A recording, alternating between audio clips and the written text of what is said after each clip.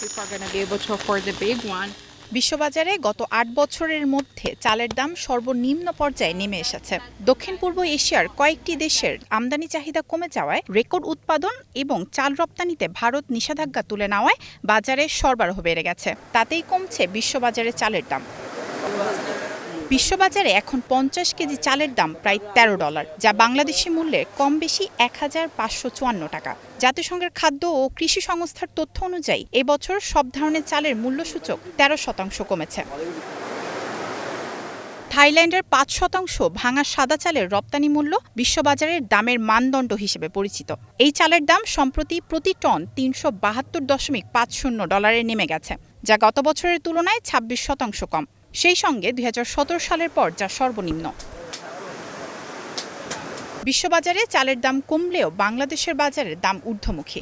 গত মৌসুমে ফলন ভালো হলেও জুলাই মাসে বাজারে সব ধরনের চালের দাম কেজিতে ৫ থেকে ১০ টাকা বেড়েছে, যার প্রভাবে গেল মাসে মূল্যস্ফীতিও বেড়ে হয়েছে ৮.৫৫%।